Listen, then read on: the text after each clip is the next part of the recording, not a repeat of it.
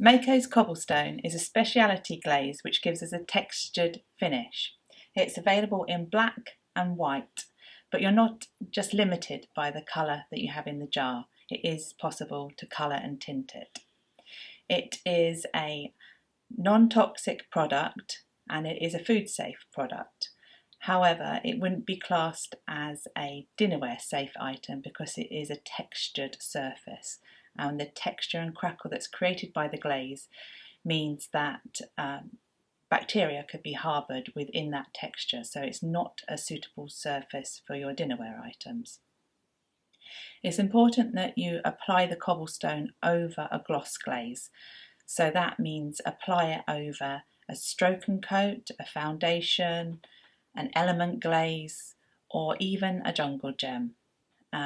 With the jungle gem you can get a really quite interesting eruption happening of the crystals through the cobblestone glaze.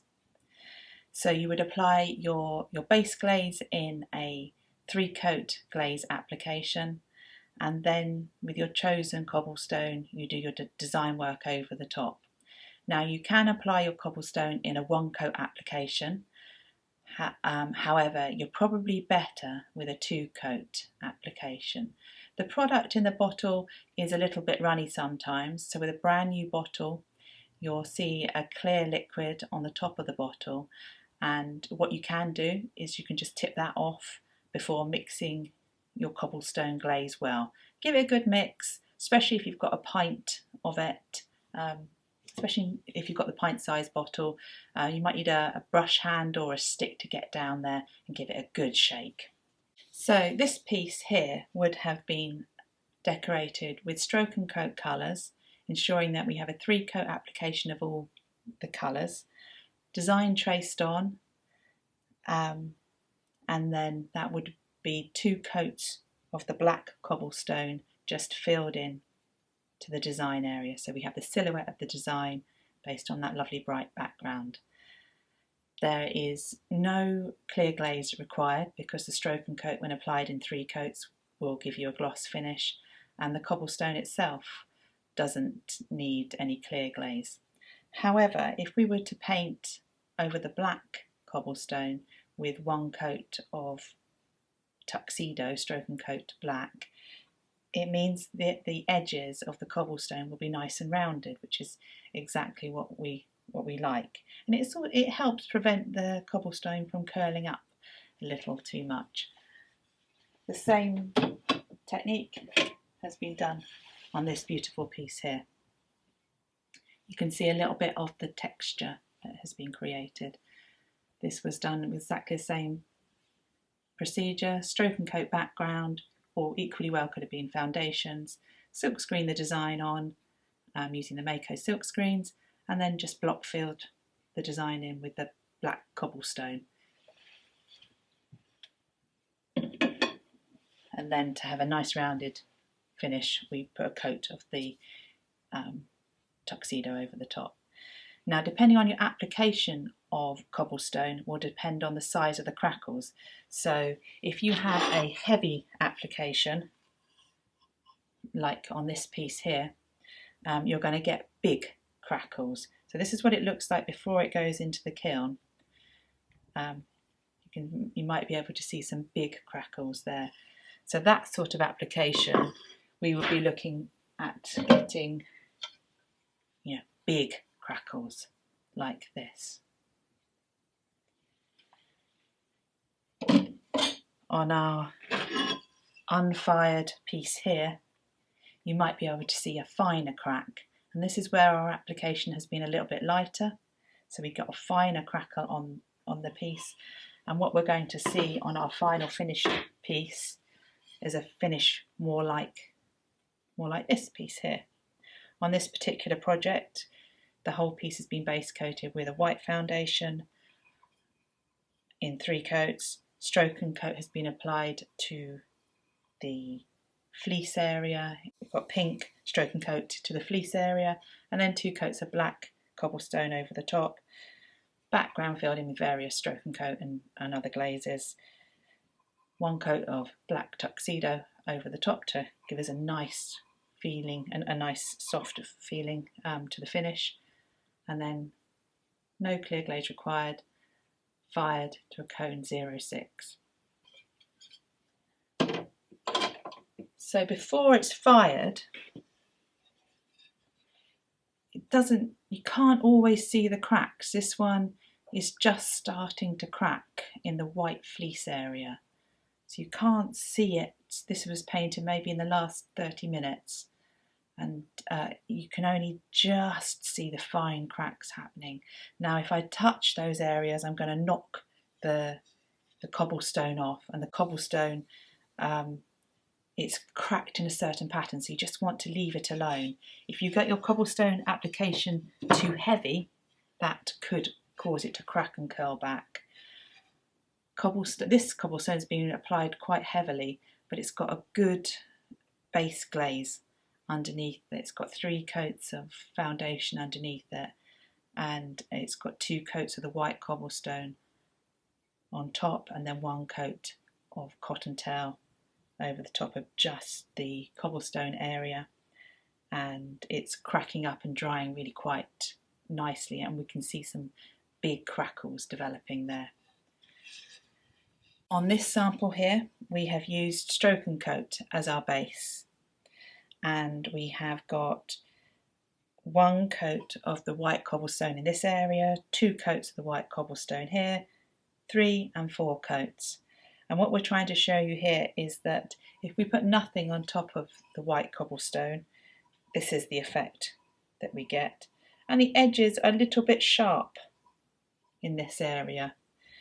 But if we then put a Stroke and Coat wash over the top of the white cobblestone, 1 coat is this area here, and then a more traditional 1 coat of a neat Stroke and Coat is this effect here, and then 2 coats of Stroke and Coat is the effect that we've got here. So it shows you that if you've got a thin application of cobblestone and you put a lot of Stroke and Coat over the top, you lose the effect of the cobblestone. The Stroke and Coat prevents the cobblestone from cobblestoning basically. And the same sort of effect you can see happening here.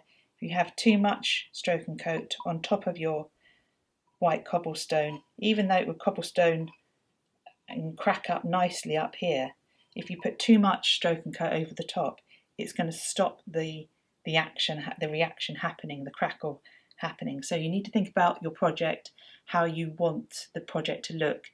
Be aware of your application and be aware of the different steps that you're doing.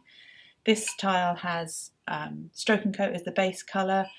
We have used foundation as the base on this one, exactly the same as I described before. And then we've also used an element glaze on this one, which I think you can get some really quite interesting results here. Now, cobblestone works really well over a glossy, shiny glaze. It seems to suck up the glaze. It needs the glaze underneath it to react. If you were to use a matte glaze, it still works. It looks interesting. I think it looks a bit more reptilian, scaly finish. But the design, the glaze underneath is dry, and you can't really see much of the glaze. So this has got white matte glaze with black cobblestone over the top, and this is black matte glaze with white cobblestone over the top. And it's worked, but it's not as pretty to look at, we think. This has got black foundation as your background, white cobblestone over the top, and then your various Stroke and Coat colours applied as 2 coat application. But we've applied 2 coats of the Stroke and Coat colour over the top because we know we've got a decent cobblestone application. We flooded this this cobblestone in. If we'd done a thin application of cobblestone and put this much Stroke and Coat over the top, we would have prevented the cobblestone from cobblestoning. The Stroke and Coat would have held it all together and stopped the cracking from happening. So you can use cobblestone with a paintbrush and flood it in. You could use it in a writer bottle and do some design work with it. You get a nice broken line. You can use cobblestone over the top of a crystal glaze, and the crystals kind of explode through, break through a little bit. Different colours give you different reactions. And you can do design work with cobblestones. So this has a foundation glaze as a base, design drawn on top, coloured with stroke and coat. Areas that we want to be cobblestoned, we've masked them with wax, painted the cobblestone over the top and coloured in with 1 or 2 coats of stroke and coat, being aware of the application of cobblestone that we have underneath as to how much paint we're going to put on top. So the crystal glazes can be used underneath the cobblestone, but they can also be used on top of the cobblestone. So with this particular frog project, we've applied the cobblestone, well, we've applied our black foundation as our base glaze, 3 coats, 2 coats of the white cobblestone, and then 2 coats of the crystal glaze over the top. Now you may notice that the crackle hasn't happened, or the cobblestoning hasn't been as pronounced as you might see on some of our other samples. And I think that's probably because the glaze is strong and is holding the glaze together and preventing it from cobblestoning up. But I think it gives quite a frog-like texture, which we quite like that. So the cobblestone is a glaze that is designed to be used for earthenware, so that's a cone 06. So these pieces, no clear glaze is required, and we're just going to pop them in the kiln at a cone 06 and fire in our normal regular glaze firing. If you're playing with higher temperatures, the product does also go up to a cone 6. If in doubt, always check the label. The instructions of use are always on the label, or they'll be on Hobby Ceramic Crafts product information page or Mayco's product information page. Have fun. See you soon.